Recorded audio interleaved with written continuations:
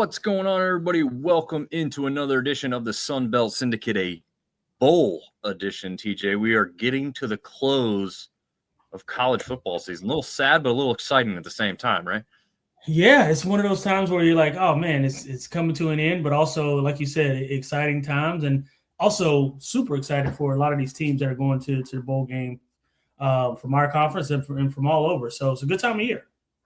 Yeah, absolutely is. We got a surprise one in. We won't be talking about Georgia Southern App State this week. We are working on something special for that one just because it is such a big rivalry. It is an interconference matchup in the bowl games, which you pretty much just don't see at all anymore. So that one's going to have some juice.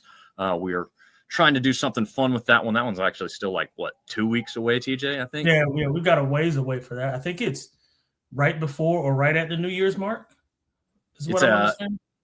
I think it's the 29th. I think it's a Monday. So right before. Yeah. Okay. Yeah. So we got some time on that one.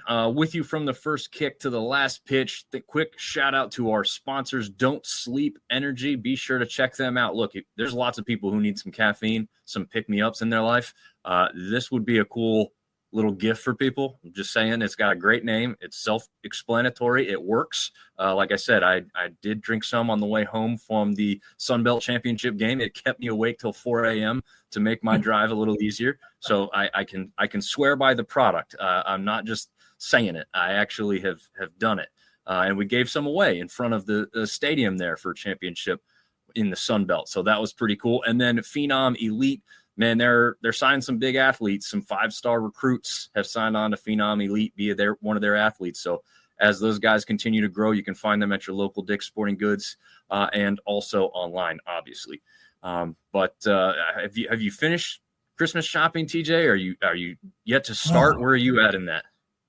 No, hadn't finished it yet. Still got a couple things I need to get checked off the list. We're actually not going to be in town, so we're doing a little early Christmas here, and then flying out to California to go see my little brother for Christmas. So, but you got to keep that on the hush because my son doesn't know that Santa's bringing him a flight to California yet. So, okay. That's going to be cool, man. How quickly are you taking off to go out that way? Leaving the 23rd, coming back on the 29th. Okay, so you're going to have a nice little time out there. Yeah. We're going to spend a couple of days, go to Universal, go to the zoo. We're going to go do a bunch of different things, man. So pretty much every day except Christmas Day, we've got something planned. Not smart, too, because Christmas Day, they want to enjoy the certain thing.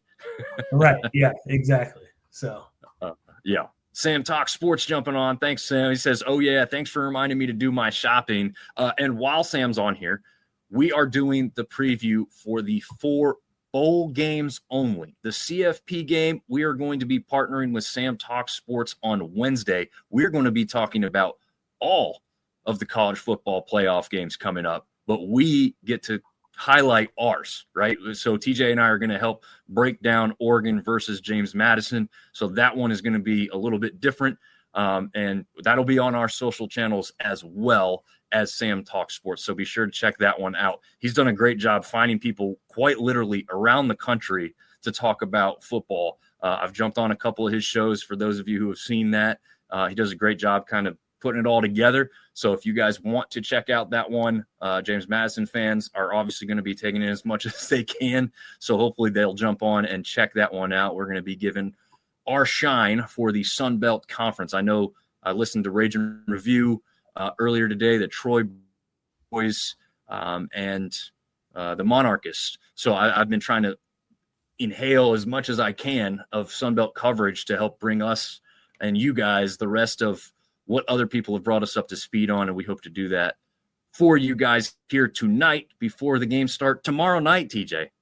Tomorrow night, 9 o'clock Eastern time. Getting kicked off, man. It's right around the corner, dude. Yes, it is. And as always, right around the corner is Mr. Ben James saying what's up and Wolves up, as we know that they are going to be playing a bowl game this week as well. So as mentioned, we have 4 bowl games coming up. One last little tangent. TJ, how much do you venture onto I-40 for the work you're doing right now?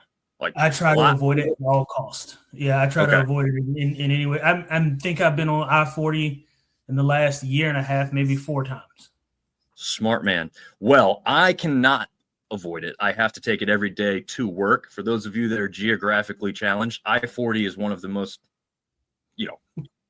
one of the biggest highways, interstates in the country. Literally goes from the state of California all the way to North Carolina, right? I have a small section that I'm on for about 10 minutes a day each way. Well, this weekend, I had to go a little bit further towards Raleigh, and then the next day had to go a little bit further towards Greensboro. And I saw something I've never seen before, man, and it's becoming a little bit of a news thing. You always see cars broken down on the side of a highway, right? Right. And in North Carolina specifically, if you put something in the window and hang it out like a little rag or a T-shirt or something, that means you intend to come back and pick it up, right? I passed 2 cars in quick succession on Saturday that had all 4 rims and tires gone, car sitting on the ground. I went further towards Greensboro. There was 2 more. I went towards Raleigh. There was at least 1, if not 2 more. So I think I saw 5 or 6 this weekend, all missing wheels and tires sitting on the ground. I've never seen anything like it. I guess it's this new fad for thieves to work through the night and steal the rims and tires off of cars. Now, I don't even know if these were valuable rims. I would assume some of them are probably just stock options, but they're taking them. Yeah, well, and you can get a pretty good penny for trading in tires that have good tread on them. That people that sell used tires, companies that sell used tires, they'll buy them. They'll buy them from you. And I don't know. I've never been a part of it. Never seen it. I don't know, but I do know that they sell used tires. So my assumption is that's what they're doing with them. That makes sense, but it's like, what kind? You're not going to get much crew? Is it a NASCAR pit crew coming in and removing all 4 tires? Like, I just can't imagine what this looks like, right?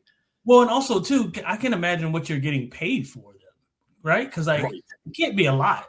Like, I mean, if it's a really nice car, it's probably not going to get left on the interstate overnight. So my assumption is these are probably like, early 2000s, 90s Corollas or something like that. Like, what are you going to get for that? Like, are you going to get, $10, $15 a tire? What's happening? What are you doing with that? Well, it's probably a lot they can do with that money if they venture into extracurriculars. But true. My next question for some people that I talked to about this, like, what vehicle are they using? Because there's no way they hit one, barely fill up like the back of the truck or something, take it away, come back, hit the next car. No, they're just making a beeline down, one after the other, of all these cars that are parked on the side of the highway. And I'm assuming they're doing this at night. And it's like, they're probably scoping the scene out during the day, and then like making hey, we've got 5 cars along I-40 between here and Greensboro. Let's go get some time. That sounds insane. And it's cold. Right? Yes. I mean, it's not the time of year. Like in the summertime, sure. But anyway, thought that was one of the weirdest things I've ever seen. And it just seemed to be an epidemic this weekend because of how far I traveled. Had I not gone very far, I would have just assumed it's 2 random vehicles that had their wheels removed for whatever reason. But once I saw 5 or 6, I said, okay, this is a pattern now. There's something going on here. And very strange. Very, very strange. Yeah. So, and you know what? That sucks, because if you think you're going to go back and get your car towed, tow truck's going to show up and go, I can't do anything with this. Yeah, that's crazy. That is worst time of year. You're thinking, like, if they got the one that they can put up into the back of the truck, but like you still need wheels for that. Yeah, right? They still have to pull it, and with the wheels and turn, like, there's no forklift out there that's lifting cars up. Nope. Well, they'll have to be now, or they're going to have to go out there and put 4 wheels on these things. Yeah. But God, it's ridiculous. We'll get to this a little bit more, but Ben James touching on the fact Arkansas State is in the Xbox Bowl. Okay, all the teams, or all the members of the teams, got the Xbox, the new mobile Xbox. That's a pretty sweet deal. Yeah, heck yeah, pretty sweet deal. Yeah, every player, every coach. Yeah, that's a pretty sweet deal. I wish some little low-level sunbelt conference podcast could get some new Xbox, right, TJ? Yeah, I would take an Xbox right now today. My son would love it. Yeah, I know, right? They would definitely play it more than we would, but Yeah. I'll take some turns, you know? Oh, man. Sam says he avoids taking I-40 when Oklahoma. Again, smart. Isaac saying, you guys are the best part of my day. Oh, man, cool. Thank you guys for all this. Has made my life. Well, I'm not sure if we'll live up to those expectations. Yeah, that's pretty lofty, but we appreciate it. We do appreciate it. No, absolutely we do. We actually just got our first ad sponsor on the audio version because we have enough downloads. So if you hear an ad throughout this show, you won't hear it on the live version. But if you're listening to the audio version, you may hear a roofing company in Texas who wanted to advertise with us. Yes, we have listeners down in Texas area. So if you're in the Houston, San Antonio, maybe they say they stretch from there, but anyway, you may hear that, which is kind of cool. So we could make a little change for throwing their sponsorship on here. So that's kind of cool. Yeah, absolutely. It's awesome. Yeah, definitely. Kristen jumping in saying, hi, what's going on? Thanks for joining the show. Ben says, don't get me talking NASCAR. No, we won't because, like I said, we don't really know how those tires were being taken, but I would assume, some kind of quick jack to get that thing up and get those tires off is probably what they were getting into there. But hey, let's jump into this thing. Let's not waste any more time. We'll have some questions we want to cover throughout this thing as well. But here are the 4 bowl games that we do have in the Sun Belt this week. In name first here is the Salute to Veterans Bowl in Montgomery, Alabama. That was formerly the Camellia Bowl, which probably a lot more of our fans are familiar with, but a new sponsorship name here in the last year or two. I think it was already called that last year. TJ, do you remember off the top of your head by chance if that's familiar to you? The Salute to Service Veterans Bowl? Yeah. Yeah, that is, so it's not new. It has been around. I don't remember the teams that have been in it, but I've certainly seen it over the years. Gotcha. Okay. Just wanted to make sure that I wasn't going crazy because I'm pretty sure that changed before this year. I think it was at least last year that they were already kind of started calling it that, but we'll see. I'll double check that after the show. Won't waste any time here unless you're doing it now, but we also have the 68 Ventures Bowl in Mobile, Alabama. We've got the Cure Bowl, also obviously one of the better location-wise bowls that we've got in this conference. And we've got one of the cooler ones that's newer here with, as Ben already mentioned, the Xbox Bowl. I'm not sure about the trophy. I saw it. I was like, kind of weird. But it I hadn't seen does it. fit. Now I got to look it up. Yeah, go ahead and look that up while we're talking about it because it's worth viewing because it's got the Xbox mobile thing on it, which it's not terribly hideous, but it's just kind of it doesn't scream football. It screams video games, which again is part of the bowl. So I guess that's one reason to do it. But Sam saying they got some Xbox finished 4th in console sales for Black Friday. Oh, that's interesting. Behind PlayStation, Nintendo, and the Playground thing. Oh, yes. I think I've heard something about this Playground thing. I'm not really sure, but I think you can kind of virtually play games without having to have the physical portion of it. Well, I guess you can do that with just about everything. I'm not really sure. I'm sure you too, TJ, we've kind of moved on from the video games for the most part, right? Yeah, my son's got a PS4. He badly wants a PS5. He only got a PS4 because my brother gave it to him last year because he upgraded to a PS5. I don't buy video games. I don't buy him video games or hadn't in the past. But he loves it. So, but yeah, to your point, I don't frequent video games as much as I used to in my early years. Yeah, definitely not here either. I wish I could. I don't really have the time. We do this more often, right? That's why we bring it to the people, TJ. Yeah, people are a priority. There you go. Exactly. That's what we like to say here. All right, so we'll jump into the first of these bowls, and we're not going to be the highest level breakdown, right? But we do want to give a look at this, and it also is difficult because let's be honest, TJ, as we talked about kind of before we went live, some guys have said they're entering the transfer portal or will enter the transfer portal, but does that mean they won't play? in all likelihood, for the most part, I would say no. If they're saying they're in the portal, they're going to not play because they don't want to get injured before getting a possible look. But there might be the chance that some of them do play because they're not going to sign with the team, just yet, or sign with the school.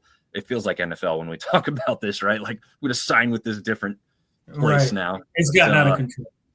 Yeah. So we are going to break this down the best we can for you. I'm sure there's going to be some player movement even after we do this thing because we're doing this on a Monday night. This game probably won't have much of anything to change because it's Tuesday night, but then we do have 2 on Wednesday, 1 on Thursday. So it'll be interesting to see how much kind of changes between that. But this first one, 9 Eastern, 8 Central on ESPN, pitting Troy against Jacksonville State. Now, for our fans in the sunbelt, especially on the east side, probably don't know this, but this was a long-standing rivalry from back in the day. 24 years, though, since they last played each other. That is from the Troy Boys podcast earlier today for my listening. But this was, this is, TJ, I guess, kind of what you and I had heard about with like App State and Marshall from back in the day. We didn't really have that at our time, but it's, we all heard about it. And I guess that's kind of what this one means. I don't know, like as we sit here and currently talk about that, the older generation reminisces about that rivalry. Do you think this kind of thing could spark it up? I mean, these two teams, unlike App and Marshall, are in the same state. And now Sure. Jack State is now FBS just as Troy is. And the reason they hadn't played mostly for 24 years is because they were at different classifications of football. But do you like the fact that this is kind of reinvigorating a rivalry here, in a bowl game like this?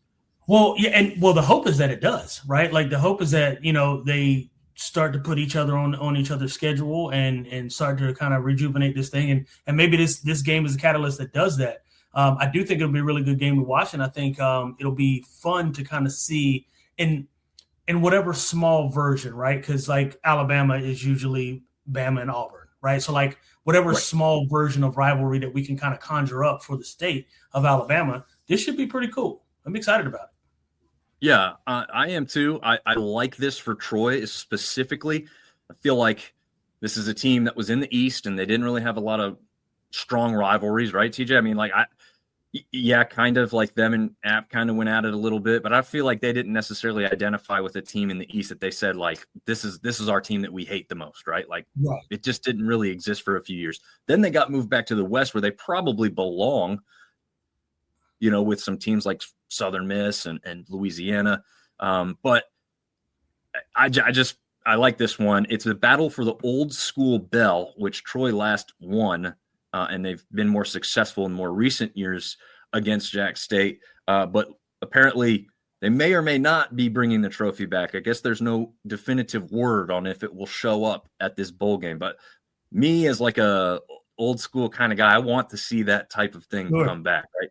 Like a trophy game, right, TJ? I mean, you still played for the old Mountain Jug when Western and App played. I mean, that means something to you, right? Yeah, absolutely. 100%. It's one of those things where it's bragging rights for the state, right? Like we played against Western Carolina and we, for all intents and purposes, obviously we handled them pretty decently, but still you get the old Mountain Jug and it's, you hold it up and it's bragging rights. It's one of those things where you want that to be a thing that continues, right? In perpetuity.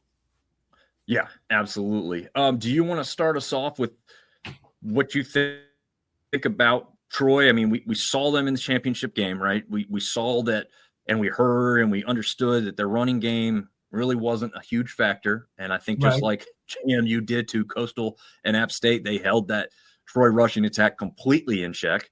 So we know that they're going to pass the ball from early look and listen. Jacksonville State is the exact opposite. They are going to run the ball.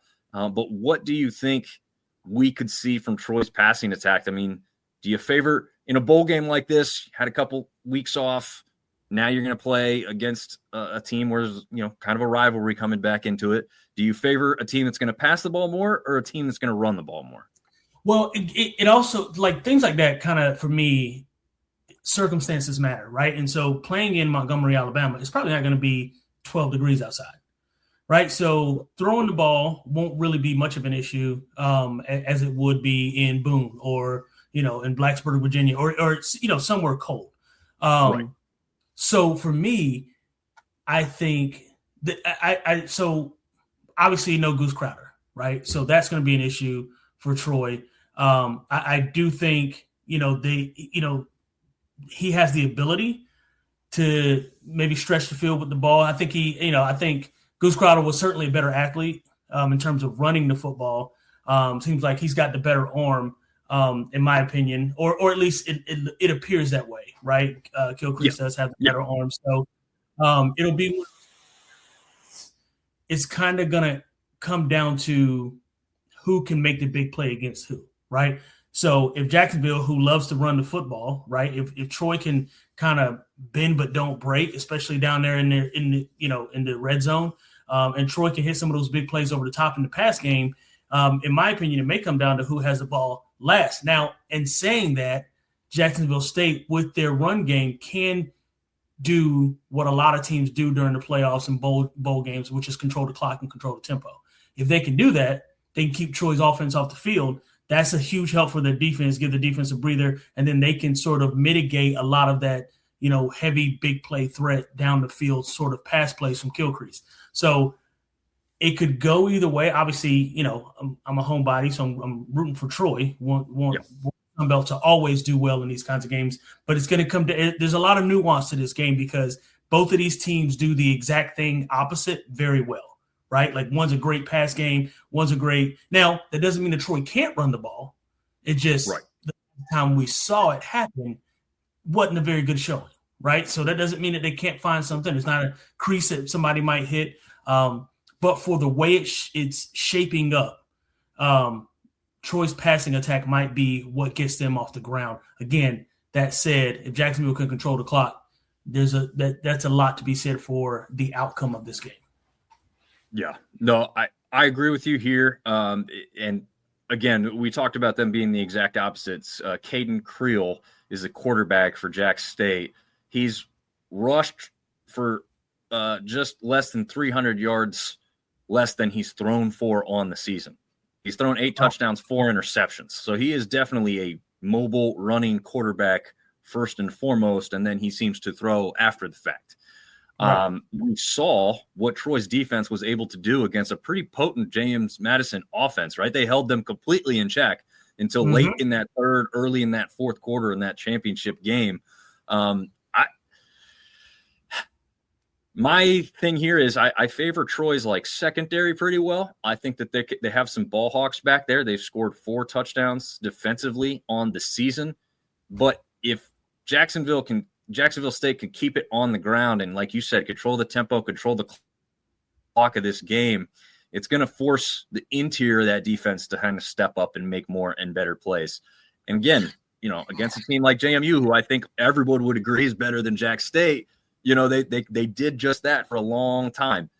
But as Ben is saying here, first, both teams are conference runner-up. So this isn't your run-of-the-mill, hey, these are 2 6-6 teams in a bowl game. This one's going to be pretty good, I think. Absolutely. But he has the same question, TJ, that quite frankly you and I kind of have, is who's going to start for Troy? So we had Goose Crowder start the season, get hurt. Gilchrist came in, did a very good job of getting Troy onto the winning side and continuing that until that ODU game where Goose made his comeback a little bit there.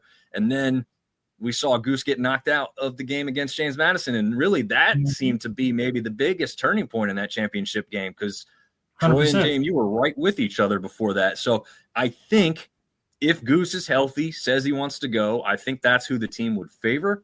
But I don't think we've even heard anything definitive. And that really sides – with Troy, I would say is like a pregame thing, right, TJ? I mean, having a team prepare for 2 quarterbacks is a good thing for you on the opposite side, right? Yeah, absolutely. It keeps you – well, because now you've got 2 different game plans defensively, right? Because we know Goose Crowder can run the ball. We're not looking for – if you're defensive-minded, you're not looking for Gilchrist to run as much. Now, he may have some avenues where he scrambles, some things like that happens, but it's not going to be a whole lot of design run. Now, to that end, we also didn't see a ton of design run for Goose, who was coming back from injury towards the end of the season as well. So it may be a little more of the same in that regard. Because if you look at it, based on the last couple of games that we saw of Goose, he wasn't the same athletically that he was pre-injury, right? Which no one is. You don't expect that. So traditionally, to your point, preparing for two quarterbacks can be hard. However, in this circumstance, Goose not being fully healthy, how mobile will he be even if he does play? So I think maybe it might be a situation where it's only one game plan because they're only going to do what they can do based on the health of Goose and or the, I guess, limited athletic ability. And I don't say that, lightly, of Kilcrease. So I don't know. To answer your question, it could kind of go both ways. They may have two game plans. It may be a little difficult. It also may be, like I said, more of the same just because, Goose is limited. Yeah. That makes sense. So that's the question mark here in this one. I want to make sure. Oh, the one other note we had was Tay Meadows is said he's entering the transfer portal. So that could affect the Troy run game. But obviously, like we said, they haven't had the greatest run game. So I don't think it's a huge detriment. They got Lovett back there as well, who will easily tote the rock as well. So, I mean, it's not the worst thing for him if he doesn't play. I would say if you're entering the portal, I would assume you're not playing. But again, nothing definitive that I've seen on that just yet. But to that point, by the way, just got not got an update, but reading an update on Goose Crowder's health and availability for the bowl game. Looks like Goose Crowder has been Goose Crowder, Troy quarterback, will not play for the rest of the season due to an unspecified injury as confirmed by the team. Had been dealing with upper body injuries throughout the season. He's previously knocked out of the game against Memphis and Louisiana Monroe due to these injuries. Recently, he suffered a shoulder injury during the game against Memphis, led him to indefinite absence from the sideline. Based on his latest injury, it is stated that he has been sidelined for the remainder of the season. Well, I'll tell you this. When I was there, I was on Troy's sideline when that injury occurred. And, coming over to the side, like pretty much walking to the pile of snow that was on James Madison Field, he was being consoled pretty good by a coach at that point. I think it looked – I can't confirm, so I'm speculating here, but I would assume it's because he was pretty emotional. I'm sure, first of all, it hurt. It sounded like – again, I didn't see the play because I was on the far end before I walked over and saw that he was still making his way off the field. But it sounds like a lineman kind of stepped on his ankle or on his leg somewhere. And it wasn't pretty from the sounds of it. I never actually went back to see the injury itself. I'm not sure if they even showed it. But it did seem like – I was watching the game. They didn't show a replay of it. Yeah, I walked into some of the ladies that were doing the security on the interior part of the building, and they said it was pretty ugly. It didn't sound like it was dirty. It might have even been his own player. I'm not really sure. But, yeah, it didn't look good for him, so it would not surprise me to not see him back. So I would lean then at that point on Kilcrease. And, again, he's gotten it done throughout the season, so it's not like a detriment that he's going to come in. It's not like you got a guy who's thrown 10 passes this year who's going to come in. Right. I mean, kid's got 1,400 passing yards, 9 touchdowns, only 4 interceptions. So, I mean, I'm looking at my other screen reading his stats now. He's led the team pretty well in the games that he has played. Like you said, he was able to keep them afloat well enough so that they could be in a position to play in the sunbelt Conference Championship. So he's no slow leap. He's got a cannon for him. You and I have both seen him play. And I think he played in 6 games to have 1,400 passing yards or almost 1,500 passing yards in 6 games. I mean, you tell me. He's playing pretty well. Right. So yeah. I mean, I think statistically passing yards, he actually had more than Goose, right, at this point? Right. Yep. Mm-hmm. Yep. 1,421 passing yards, 9 touchdowns, 4 interceptions. Yeah. So he's pretty good with the ball in his hands. I mean, I don't think there's anybody in Troy who's going to be worried about that aspect. But we'll see. I mean, this is one of those ones where you probably have to say the underdog's going to come in very excited for a shot, So sure. they're gonna be chomping at the bit, I think, at this one. But before we move on, let's get your take, and I'll try and see if I can update the graphic. Troy is favored by 1.5 points currently. I found that interesting, even without a starting quarterback. I found it interesting. Right. Yeah. So 1.5 points and the total over under at 49.5. Is there anything you feel comfortable taking at that point right there? So we've said a lot, right? Or at least I have, regarding how this game could go. We know Jacksonville State wants to run the ball. Hell, their quarterback is a runner. Essentially, he's a running back that can throw the football. Yes. They can control the clock pretty well if that is in fact the case and what they do. I will say this: I don't think Jacksonville State is better than JMU, and what Troy did to JMU leads me to believe that Troy might have the upper hand here. So I'm taking Troy minus the 1.5. Got it. I'm with you on that one, so I'm going to move me up there at the same. I'm not touching the total over-under. No, because I don't know how that would go. I don't know how that would go.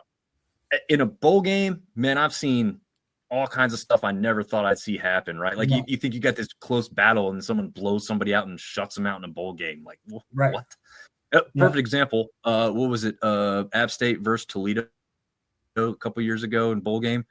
I was like, oh man, this is a conference champ versus conference champ. I think at that time it's going to be a great game. And then App State beat them like 41-0 or something. They shut them out. Yeah. I remember that part. It was a lot to a little. It was a lot to a little. Yeah.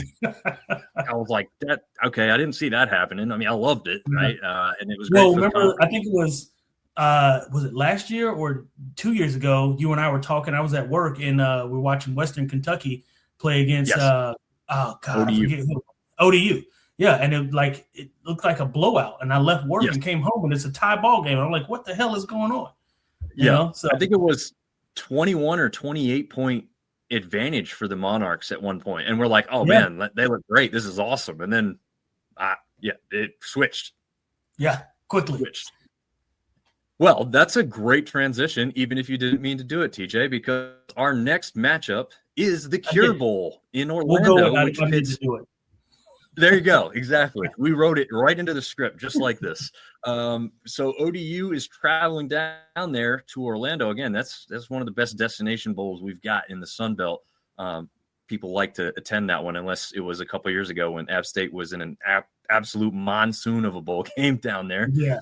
But they are going down there to take on a team. Really, it's going to be playing a home game, essentially. USF, the University of South Florida, which the Monarchs correctly pointed out is not really in South Florida at all. It's in kind of the middle of Florida. In Orlando. I was very much confused. I took my son, not to take away from what we're doing here, but I took my son last year for his birthday down to Legoland in Florida. And I was like, why is South Florida in Orlando? Did I miss something? What's going on? It is, in fact, not South Florida. Yeah.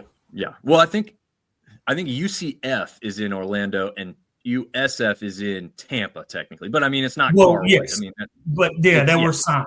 Yeah. Yes, there were signs. Yeah. They're definitely a little confused on the geography part. So that was a great point by the Monarchists that it's really not South Florida at all. I mean, you think FIU, FAU, Miami, that's South Florida, but not Tampa. But getting back to what we're talking about here, the Camping World Stadium, and it's kind of an ugly thing.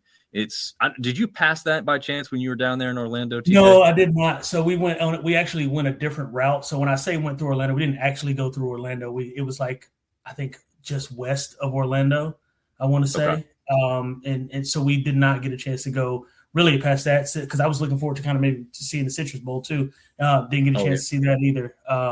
But yeah, so no, we didn't get a chance to check the stadium out.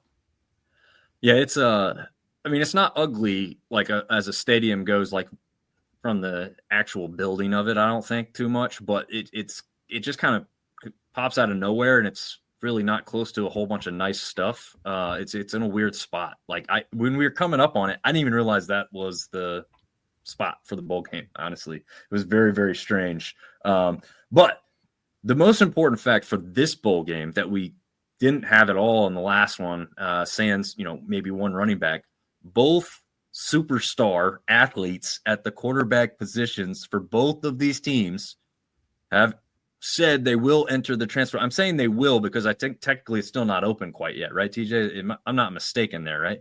Yeah, I think the transfer portal opens on Tuesday of next week. Okay. I want to see. Let's look that up to be certain. Well, while you're looking that up, that running back slash player that you can look at on both sides, Colton Joseph for ODU and Byron Brown for USF, unfortunately will not be. I mean, honestly, I would put this up as one of the best bowl games to watch as far as what could happen on the field if both of those guys were playing. I mean, I think you'd just see fireworks. There probably won't be a whole lot of defense. It's just going to be who can score the most points, and it would be one that I would advise everyone to watch. It could still turn out that way, but unfortunately, we're not going to have these superstars that played throughout the majority of their seasons and got these teams to these great records in this bowl game. Did you see it? It opens next Tuesday? So it's not next Tuesday. It's actually January 2nd. Okay. When it opens. So we got a couple weeks. Gotcha. Okay. So, yeah, everything is just tentative that they will enter the transfer portal. I would assume most people will stick to their word, but we have seen some guys say that they've taken themselves out after putting themselves in. Maybe they see the grass isn't greener or whatnot. I mean, we can hope for that for Colton Joseph to stay within the conference, but let's be honest, his performance this year, you knew there was going to be some people calling, which technically shouldn't be taking place, but it happens in the background, right? Of course. It happens everywhere, man. I mean, you'd be silly to not think that somebody, and it might not be a coach directly, but somebody, right, dedicated to the program is giving them a call and saying, hey, think it over. Think it over for us. Yeah. And there's really no, you can say it's dirty tactics, but if you get a player to reach out for you, there's really nothing they can do if the player on the team says, hey, man, just wanted to know what your interest level would be. I mean, right. I don't know how you prove that it didn't, it came from the head coach. Anyway, getting back to the game at hand, and we will see, let me see, Quinn Hinkle, which, we had the Heineke kid from ODU before. The Monarchists are quick to point out their last names are similar. Don't compare them. Don't put anybody on a pedestal. Stop saying it. But Quinn Hinkle will be the quarterback. He threw exactly 6 passes. He completed 6 passes on 15 attempts for 57 yards. So no touchdowns, no interceptions. So it's really hard to say exactly what we'll see from him. But I will say he did carry the ball 20 times for 102 yards, which is a 5.1 yard per carry average, which, isn't going to put him on any amazing stat line, but it looks like he could be a little Colton Joseph, less sophisticated version, maybe we could say. But we'll see if, he can surprise in the passing game when he's given the ball for the entirety of a football game, right, TJ?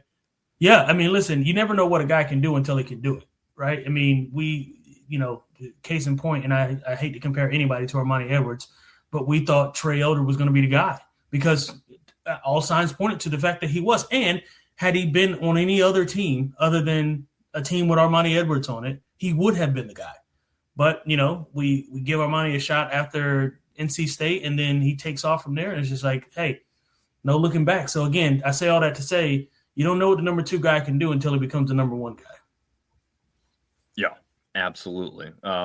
Interestingly enough, not only are both starting quarterbacks going to be missing from this game, the number 1 rusher for each team was also those same quarterbacks that we just said are not going to be playing. So you actually have to go to the second listing for running back as far as who you need to be watching out for in this game. Traquan Jones on the side for ODU and Davenport over for USF, who's only got about half as many yards as the quarterback there. And kind of this, Jones is definitely closer to Joseph in that regard. 5 touchdowns on the year for Jones. Davenport did get to the end zone 7 times, however. So I don't know. I mean, I think this is still going to be a fairly even game. I think the biggest question mark for me in this one is probably defensively, right? Like if we've got these offenses, they've got quarterbacks and running backs who can tote the rock and not have to worry about throwing it all that much. I mean, is this just going to be a shootout as we thought it was going to be initially anyway? Or do you think this was going to be, maybe one team kind of could surprise a little bit because they're, ODU probably has the defense favor them, to be totally honest with you. Yeah, I mean, I'd agree that ODU has the defense favor them, but to your point, going back to the offensive statuses, usually in most cases, when you have a backup, you want to recruit or have a backup that is very similar so the game plan doesn't change, right? So, and a case in point would be, remember, I don't know if you probably don't watch a ton of NFL, but remember when Lamar Jackson went down and then they had, what's his name? Cooper Rush. Cooper Rush came in and was the backup quarterback for the Ravens for a little while. Game plan completely changed. Cooper Rush cannot run. Everybody knows that, right? Well, lo and behold, they go and get the original backup, who is, what's his name? I want to say Tyler Huntley, as I believe was the original backup. Yep. And they're able to do the exact same things that they were doing with Lamar Jackson, obviously to a lesser degree. And it's, so I say all that to say, you want as much of the same version of that human that he's at the backup, so that when it is time to put in a game plan and put in the things that will work, there's not that much drop off. Also, there's no change in the game plan. So to that point, to your point, there could still be a lot of points being scored in this football game. Yeah, one thing I didn't mention, and I don't want to discredit this aspect of the game, but it just made sense to talk about the quarterback and the rushing position because so much of both offenses were predicated on keeping it on the ground and having success. But you've got a combination of receiving core for ODU that's got Brown, Thomas, and Gladding, who've combined for, let's see, exactly 15 touchdowns through the air over there. And then you got Keshawn Singleton. Sorry, I almost tripped over that one. And Jeremiah Koger, who've combined for 15 as well, just between the two of them. That's not even including Ruben, who also has 5 himself. So, I don't want to discredit the wide receivers in this. TJ definitely doesn't want me to discredit the wideouts, the divas, as they're called.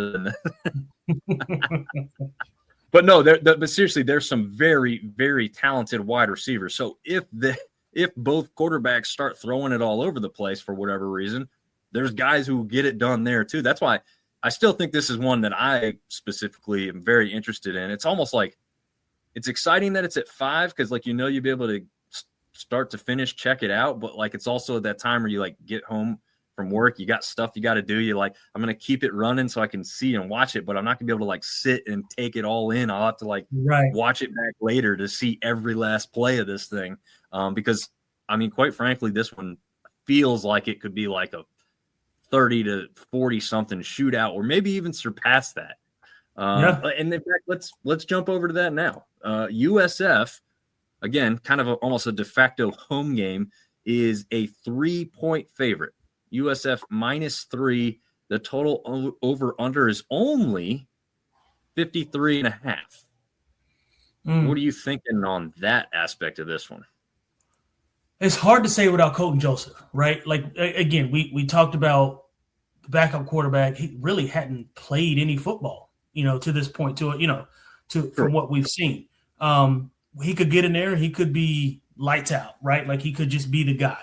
But he could also get in there and very much not be the guy, which is, why he's a backup. So it's hard to say.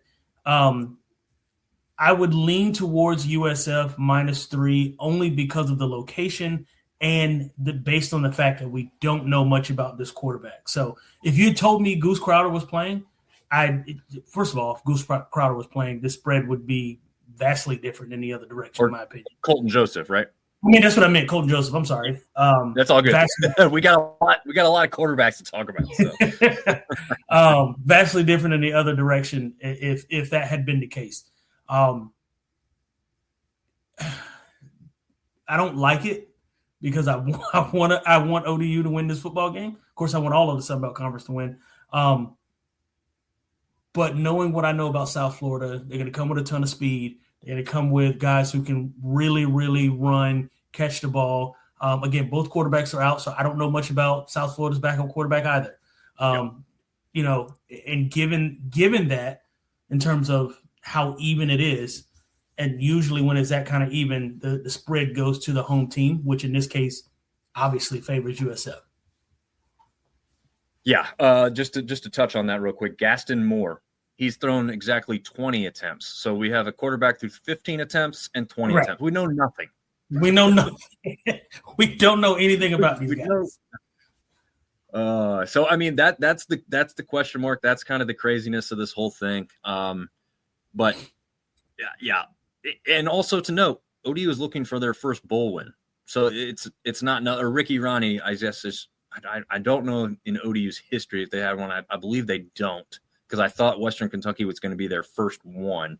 Mm-hmm. So that's a big aspect to this. I'm going to shy away from taking either team in that regard, and I'm going to do something I just said I probably wouldn't do, which is just take the over on the 53.5. I just think like this is the team where you don't see great defense. That's actually smart. Yeah. I think that's only, I see all these offensive numbers, and even with the best guys out, I'm like, yeah, but I mean, I have running backs that I feel like I could trust. I got wide receivers who I feel like could make plays all day.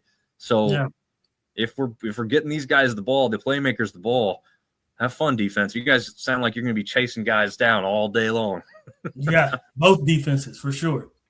Yeah. Also, if this was a cold weather game, it was going to be cold down there, or it was going to be up here somewhere, like I would say, I'm going to say that it's going to go under, because, you're going to keep it on the ground. You're not going to have as much success through there. If it's 50 or above, these guys are going to be slinging the thing all over the place, I feel like. So we'll see if that actually happens, because, again, the unknowns are the quarterback positions, but it's not like they're going to go out there and not throw the ball. So I think we're still going to see some fireworks in this one.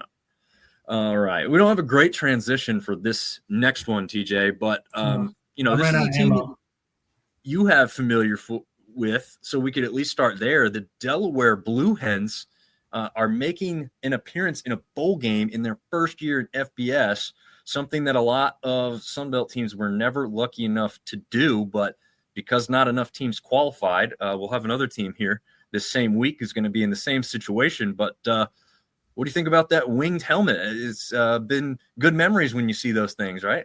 Yeah, it makes me happy. I do love the fact that my boy Joe is still doing it, man. I mean, still doing it at 40 years old. Can you believe that? I mean, that's insane, bro. For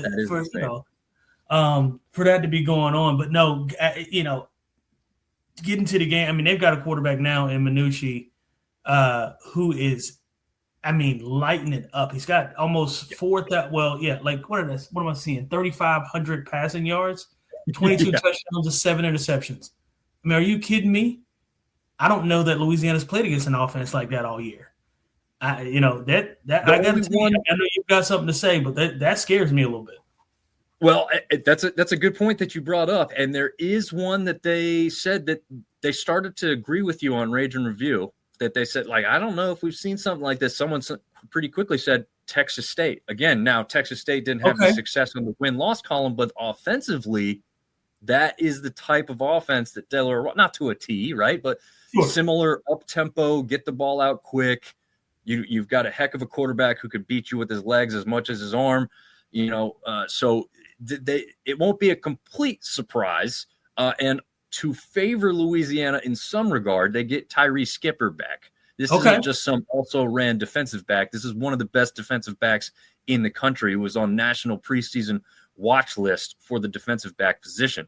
So the conference kind of rescinds his suspension, if you will, and they never really made it clear whether they would have done that regardless. But Rage and Review made a good point that, like, this is an all-star player that you're allowing to come back. Why? Well, probably you want your conference to win the game against another conference, right? So it's not a bad thing. First of all, it's probably, and I agree with them in this part, probably shouldn't have been suspended at all in the first place, or at least not as harshly as he was suspended. So I'm glad to see him get his chance to play another game here, especially one that's going to be so meaningful, as it'll be his last collegiate game ever. So this will be cool. Now, for those of you not watching but maybe listening, this is in Mobile, Alabama. So the thing that's going to favor to me Louisiana here is they're playing at South Alabama's stadium. This isn't a place they've not been to. Yeah. So, I mean, I guess, TJ, as a player, I don't know how often you played in a stadium that wasn't your home stadium, but you were familiar with. I guess Chattanooga could be one. I was scared to say, are you kidding me? Chattanooga is Boone Part 2. There you go. So, okay, tell us how much that could give Louisiana the advantage from, maybe not necessarily the playing angle, but at least familiarity and not feeling like it's alien to them at all. Yeah, I mean, listen, when you play at a stadium, especially in as close a proximity as Chattanooga was to Boone, as Mobile will be to Louisiana, it will essentially feel like a home game. I mean, every national champion, you were there, you saw it, all the black and gold that was in the stadium. I mean, it felt like we were home. It didn't matter whether it was Blue Hens. It didn't matter if we played against. I mean, I think the first of my freshman year, UMass, we played them, and then I think it was Northern Illinois or Southern Illinois. I can't remember. Northern Iowa, second game. All of these teams came from up north to come down here and play us, and it felt like we were home. So this is another classic case of, Delaware from the north coming down to the south to play in a bowl game in a stadium that Louisiana has frequented and really know intimately. So, correct me if I'm wrong, is Louisiana the home team? Yes, I believe so. Okay, Let me double check that. Yes, I believe the first team listed is the home team. Yes. Okay, so I mean I was going to say it might even favor Louisiana more if they were the away team because they're even more familiar with that away locker room. But either way, I think you're in a situation where it definitely gives you a psychological advantage. You've seen the stadium, like Delaware has Google. That's the only thing they know about the stadium. Is you know what I mean? Like that's the only thing they knew about when they played us in UT Chat. Like that's all they know. Is just Google Map it. Let's see what it looks like. What's around here? Where's the hotel? Like we knew where we were staying 4 weeks before the game because we had already been there. So it's just one of those things, man. But yes, to your point, it is psychologically an advantage when you know the stadium that you're playing in. Yeah, makes sense. I like that aspect. Like I think automatically I'm favoring Louisiana for that. I'm also favoring Louisiana because we trust Lunch. I think he's going to have a pretty big game here in this one. I mean, that's just kind of how I feel about it.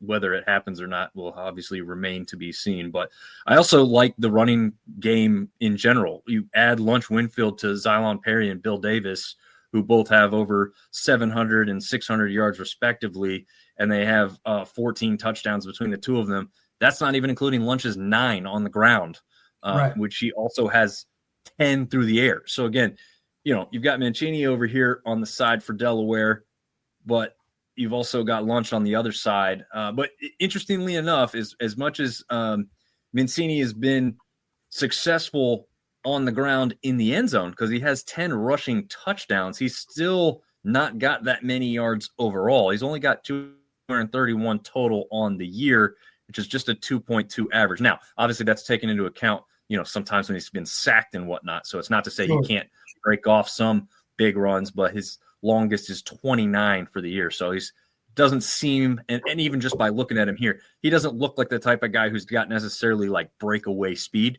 when he gets into the open field, but probably can be a little bit of a bruiser. He looks a little bit like a thicker quarterback there. I don't know if that's just the rib cage jacket, that he maybe wears or something, but he's definitely not afraid to get down and dirty near the end zone again with that 10 touchdowns on the ground, but he's got 22 through the air. So this isn't a guy who's one-dimensional whatsoever, TJ. I guess the thing, do you fear the up-tempo attack, or do you think that's something that if they don't do very well with, that could favor Louisiana, if they get them out of rhythm quickly and shut them down early? So you're saying the tempo attack from Delaware? Yeah. Yeah, I think that could be an added benefit, and for two reasons. Number one, Delaware is cold. It's going to be very, very warm in Alabama, which is going to favor the quarterback, favor the circumstances. We talked about obviously knowing, the home stadium. That's one aspect of it, but weather is a huge factor, right? Especially when you're going 4 and 5 wide, like they tend to do a lot. Delaware does. and they pretty much throw it all over the lot. And we talked about earlier, just to bring up his size. He's a pretty good sized kid, 6'2", 215 pounds.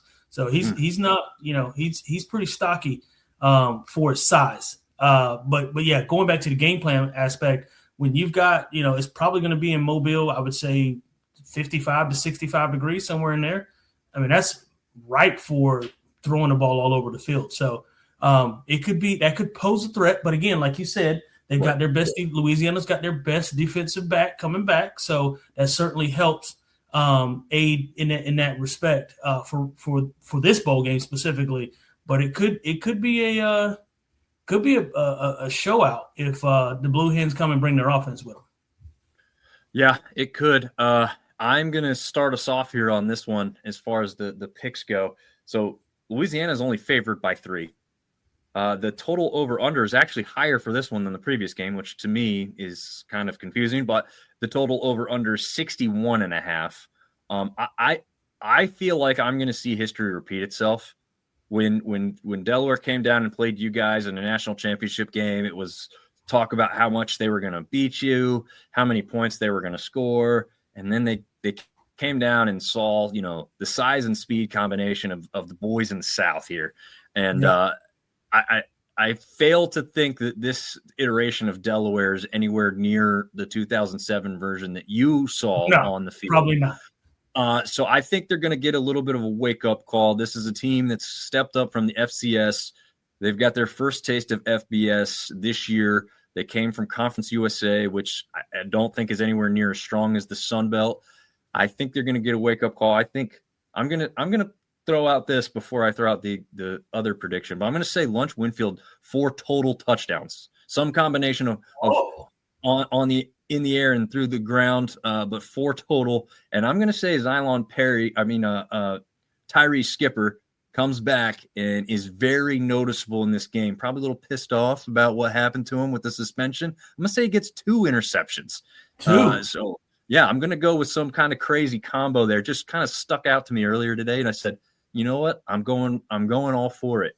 So if there's some places out there that I can put that bet out there, maybe I'll think about doing that.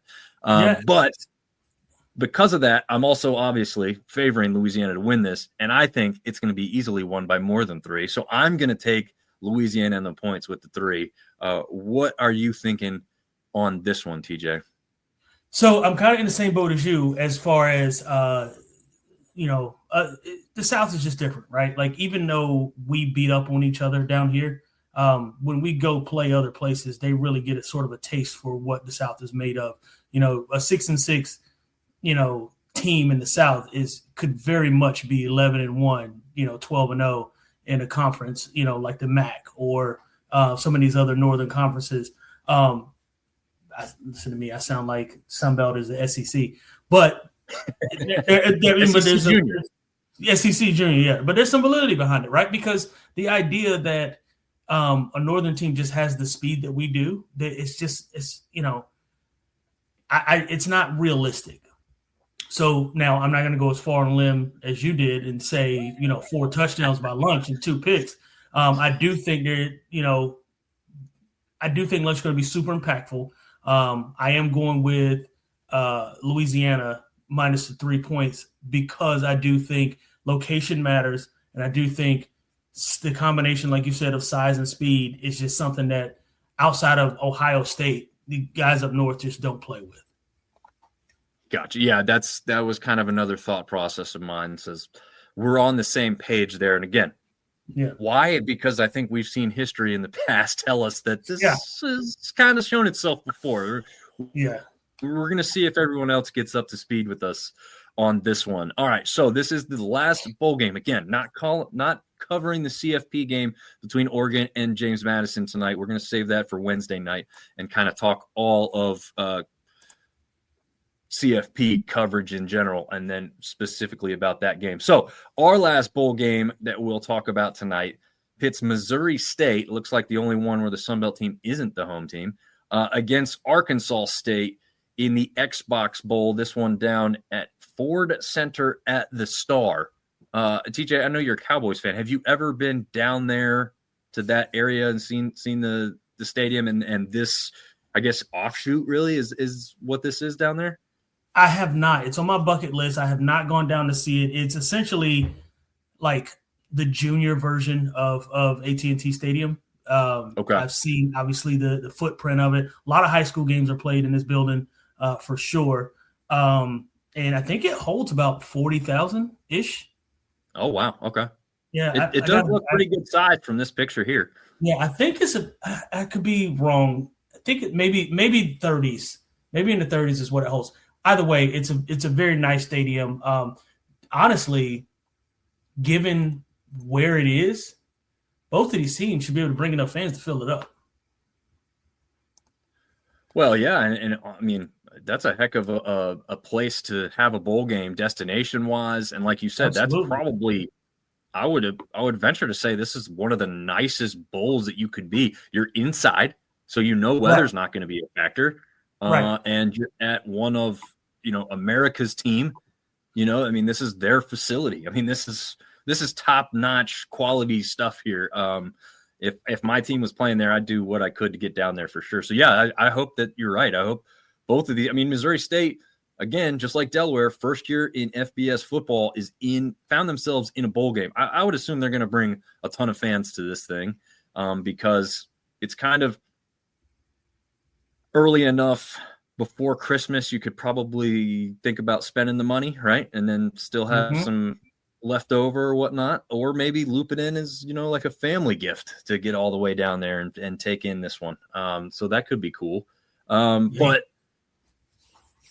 I don't know. I mean, I'm thinking from what we saw from the Red Wolves this year, there's no way yet again, just like the Delaware and Louisiana situation, we can't have an upstart team that's making their first bowl appearance get a win over one of our better teams through the season, can we? No, I mean, listen, I'm a Jalen Raynor fan, which, by the way, has he made a decision? I have not heard. So, no, I don't know. Unfortunately, Arkansas State, to my knowledge, doesn't have and I apologize if I'm incorrect here. Someone correct me. Maybe Ben can. I don't think Arkansas State has like a tried and true podcast out there that's been around for years. If there's like a new one that I'm not aware of, somebody let me know. But I tried to listen to everybody talk about these matchups coming up today so we could give you guys the best information possible. And I don't have one for the Red Wolves. So I know the Sunbelt podcast guys definitely cover Arkansas State, but I don't think as of yet they've previewed this game specifically. So I don't know the answer on that. The only thing I would point you to is Kara Ritchie on Twitter, who does a great job covering them. If she's got something that's come out, I would take it as the gospel because she's on top of things down there in Jonesboro. But yeah, I haven't heard anything definitive. Gotcha. Yeah, I mean that's for me. Obviously, that's going to be my X factor. I was just getting ready to correct myself. 12K seats with 5,000 standing room. So about 17,000 roughly is what the stadium will hold, which is, that's pretty good, especially for high school teams that come in there and play some football. And for a bowl game like this, Missouri, Southeast Missouri, it's Frisco ISD home field. Of course it is. Imagine how much money that high school has to have Dallas Cowboys practice facility as your home stadium. Are you kidding me? Yeah, that's ridiculous. But yeah, I mean, honestly, to me, like a 10 to 12,000 seat stadium for a bowl game is like the perfect size because if you get 5,000 to 7,000 fans, it feels very full, right? And let's be honest, a lot of these destination bowls are pretty far from where these schools reside.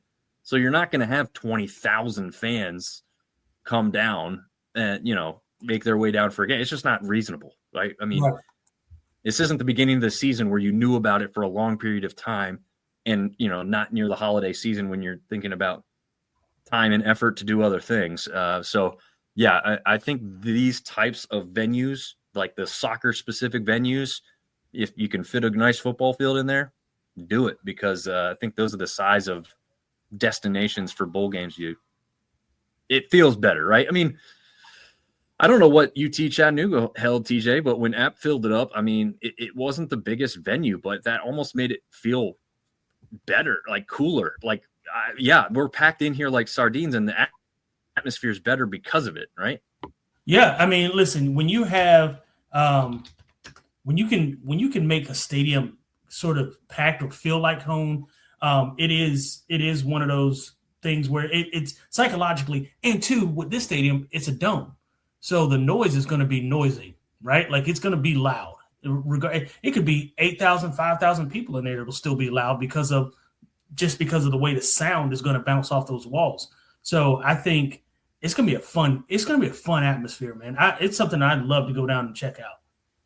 Yeah, same here for sure. Jacob Clark is the quarterback who's thrown for 2,895 yards. So this guy's not going to be afraid to sling it all over the place. 24 touchdowns through the air. Does have 11 interceptions. Okay, so we do note that they could take advantage of that defensively. And Shamari Lawrence is almost eclipsed the 1,000-yard mark. Probably will in this game if I had to put money on it.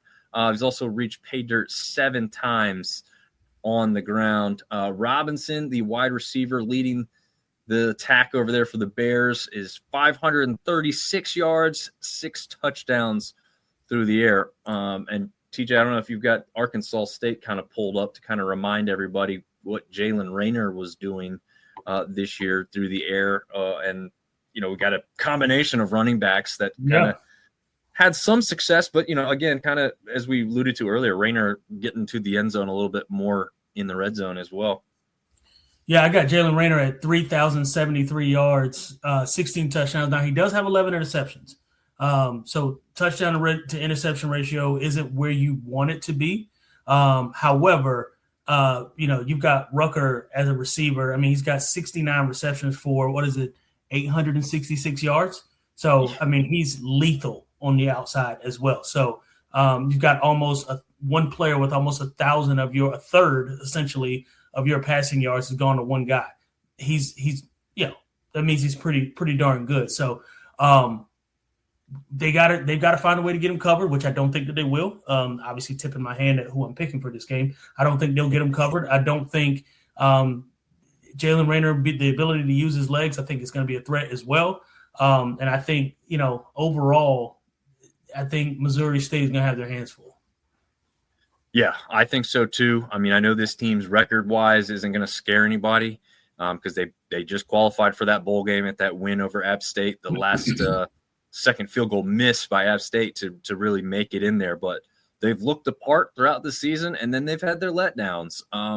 So they can't not show up, right? Like, this isn't a team that they're just going to show up and beat type of situation. I don't think anybody would say that. But yeah, I don't know if it'll take their absolute best game to beat this team, but they're definitely going to be able to put some points on the board against this defense for Missouri State over here. I would actually say Corey Rucker is going to do whatever he can to stand out in this one, right? He came back. He had put his name into the NFL draft, probably got some type of news that said, I'd rather see if I can up that by coming back for one more year in college, right? So that's what he ended up doing.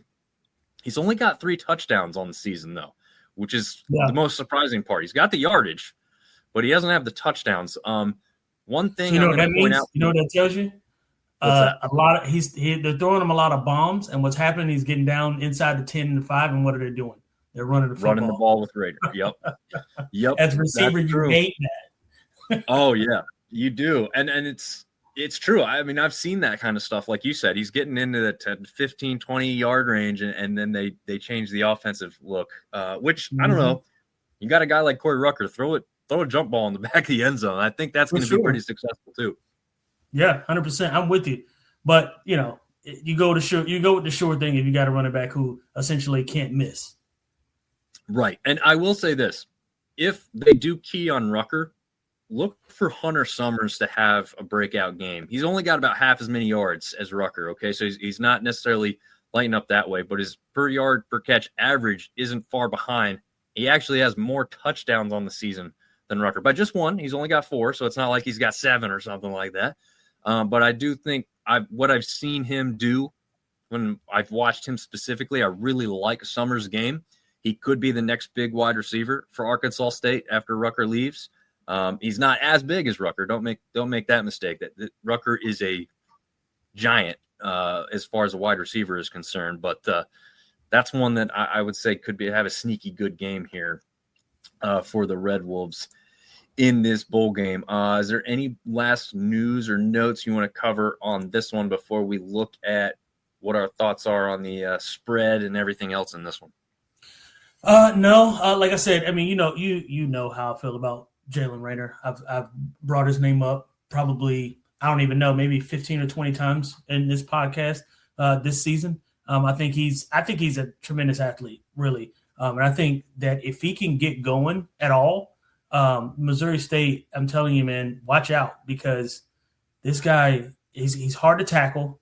Number one, he's got weapons. Number two, and he can and when they get into, I think I've said this to you before on a couple of occasions as well, when they get into that hurry up, no huddle offense that they run, that 2-minute offense that they do, he's virtually unstoppable. He's done it 3 times in live games that I've seen. All 3 times he scored touchdowns. All 3. Yeah, he's definitely, I mean, you know, we hate to maybe hark on this because I say it a lot too, like you said, saying his name throughout the season, but you don't win a Manning Passing Academy award for nothing, right? And he's done that. So he's got the skills, the natural ability. You know, obviously there's certain things that happen about game plan and how the other side plays against you, but I'm favoring a playmaker here in this one. So let's get to that. Arkansas State favored by only 1.5 points. Total over under 54.5. What are you doing here with the Red Wolves and the Bears? So how you felt about Louisiana against Delaware, that's how I feel about Arkansas State against Missouri State. I honestly think Jalen Rayner goes off for 2 to 3 touchdowns. However he's responsible for them, I think he'll probably run one in, throw 2. I think Corey Rucker's going to have a touchdown. And I think they're going to run a touchdown in with running back as well. And I think they win this game by at least 10, at minimum. Nice. I like it. All right. Well, we'll show my pick over here too. I'm favoring just like you are. We've seen Arkansas State get in a bunch of close games. We've seen them win in some bigger fashions, but they've shown me that in the close games, for whatever reason, they come through in the clutch. And for that, even if it ends up being a 3-point game, I think the Red Wolves end up on top on this one. So I feel pretty comfortable taking them with the 1.5. Look, no surprise. We're favoring the sunbelt teams in this one. For the most part, you did take USF against ODU, which I think is a fair. And I'm not confident in that. I'm really not confident in that, because neither team has their starting quarterback, and neither team has their starting. So there's a lot to be decided in that. Don't quote me, is what I'm saying on the ODU. Because if ODU wins by 30, listen, not my fault. We don't know what team we're going to get. Right, that's true. I mean, there are a lot of question marks, so it's only fair that we talk through it like we did tonight. So that's good. G. Wills, our resident ODU fan, says late to hop on, but come on, TJ. I know, man. Listen, G. Wills changed my mind. Tell me something about this young quarterback, this backup quarterback that I don't know, because I don't know him. He's thrown the ball 15 times. Right. I have no idea who he is.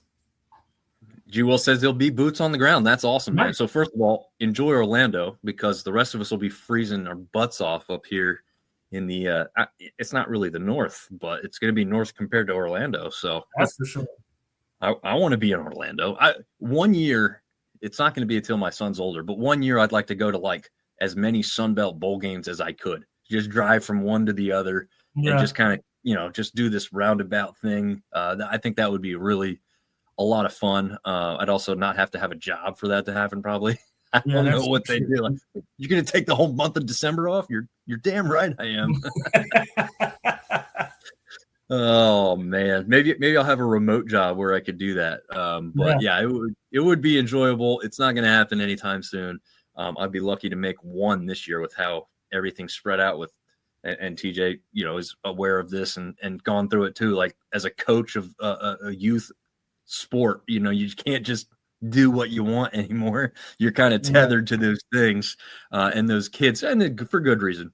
But yeah, it definitely takes its toll on you trying to go get to some live football games. So a couple just quick questions as we wrap up here, but do want to hit on some of these because I thought they were kind of interesting. And I wanted to know what mine and TJ's answers were to some of these. I don't really think we have to say who's most likely to win. We really just kind of went through that. But if you had to kind of maybe rank these bowls, TJ, and I'll put this back up. That way we're looking at all of them at the same time.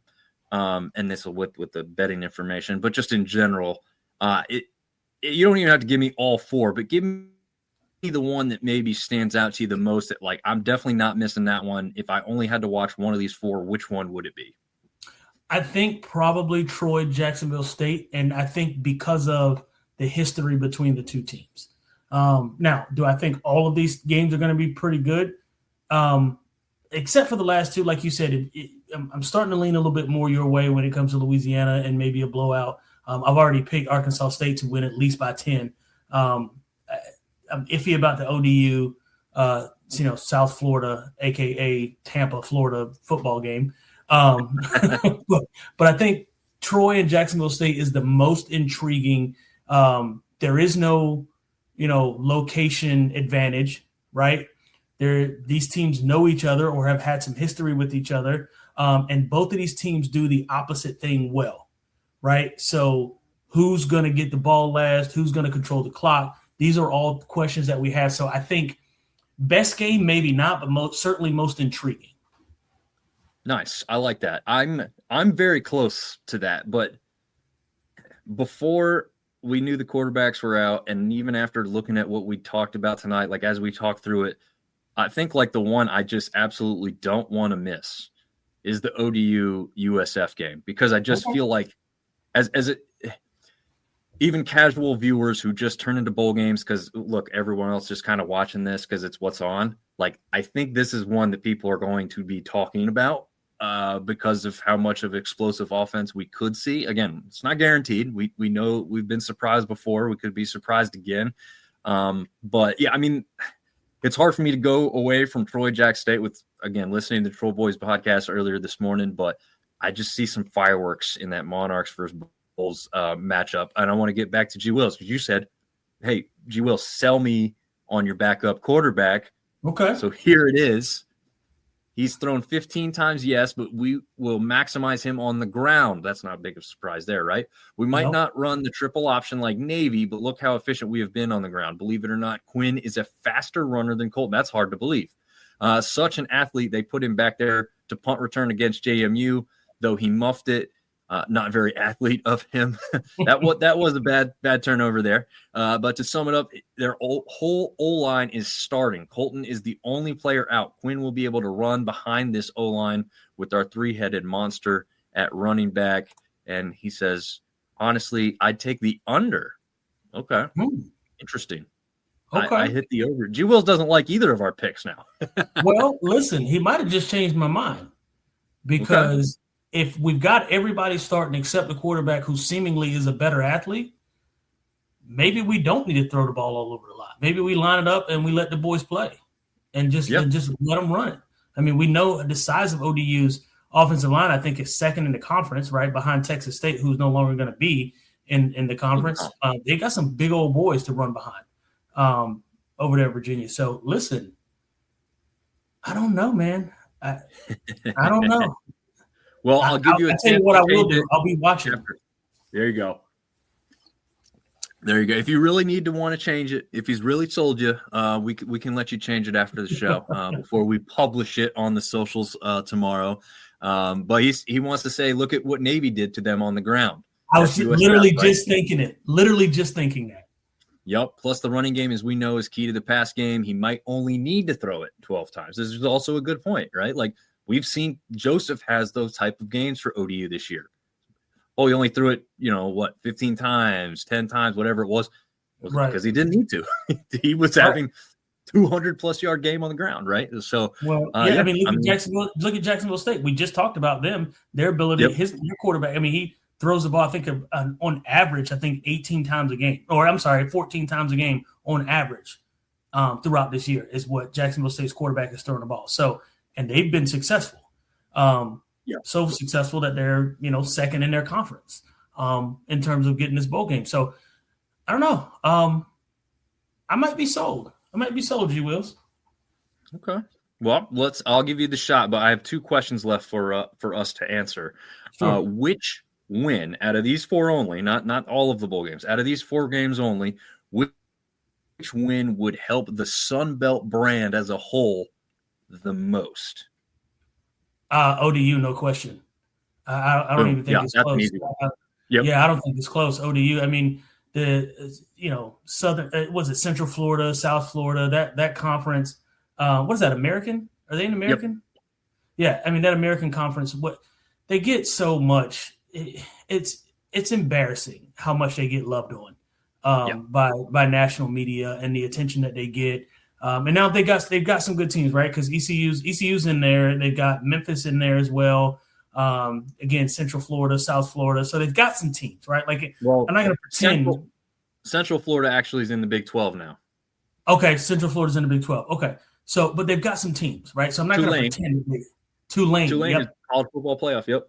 Yeah. So they don't suck. So I'm not going to sit here and pretend like they're an awful conference.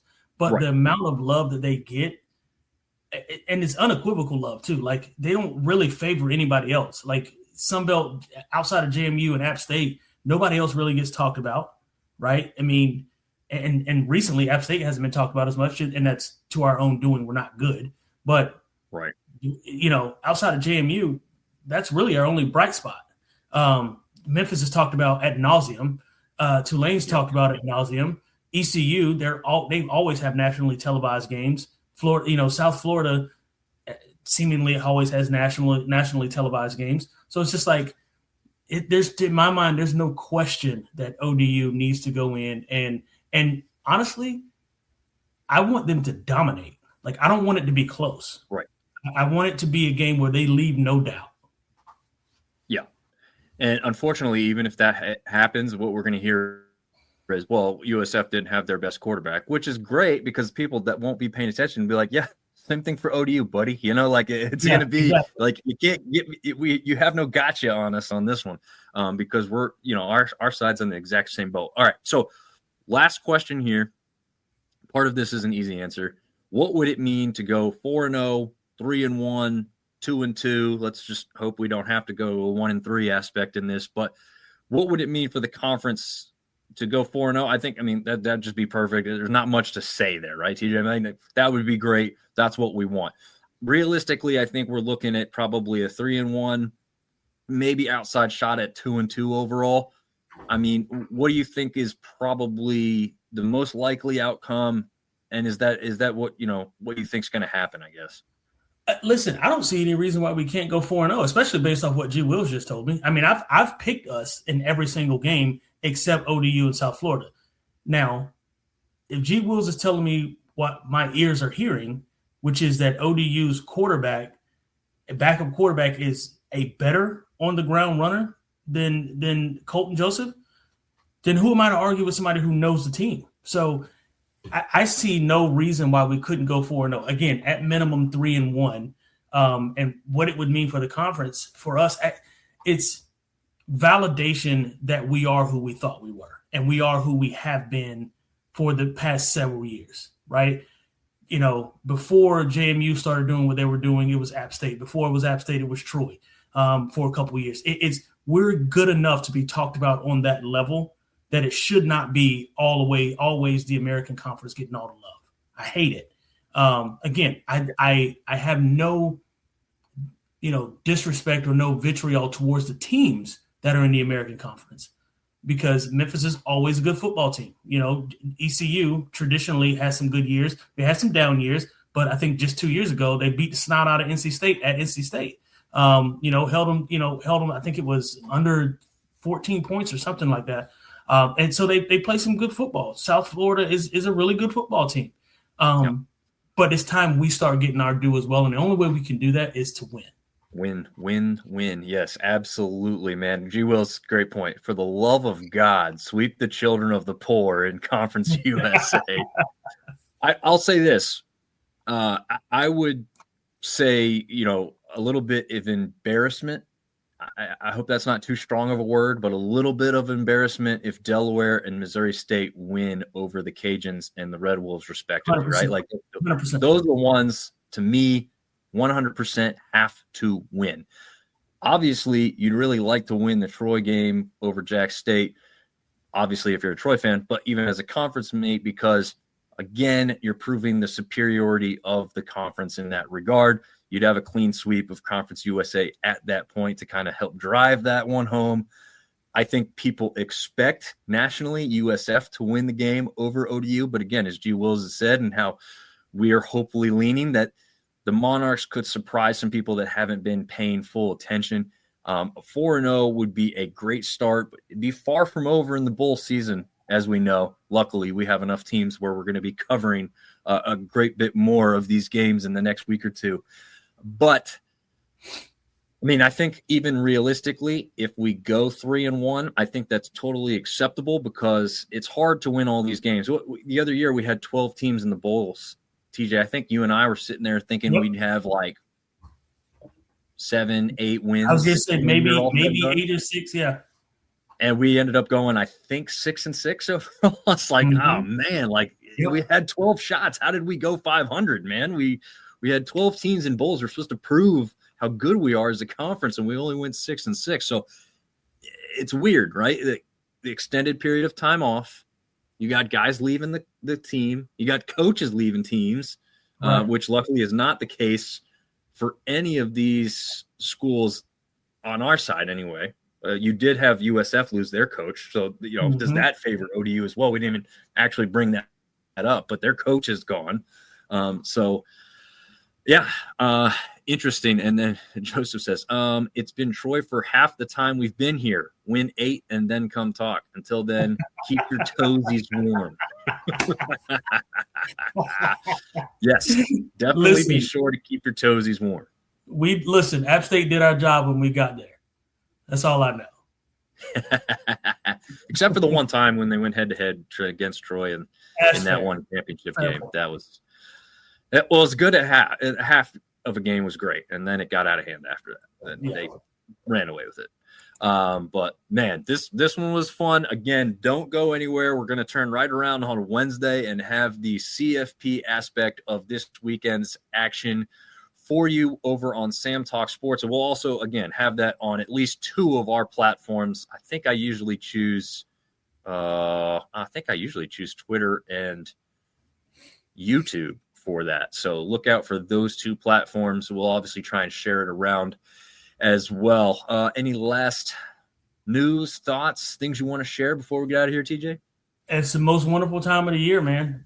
Football every day almost. It's going to be ad nauseum for my wife. She'll get over it, hopefully. But listen, it's that time of the year where, stocking stuffers come with TV programming. So tune in, watch these games, get you some spiked eggnog if that's what you like, and sit back and relax, man, and keep your toesies warm. Keep your toesies warm. I love it. We're gonna end on that one. See you guys on Wednesday night.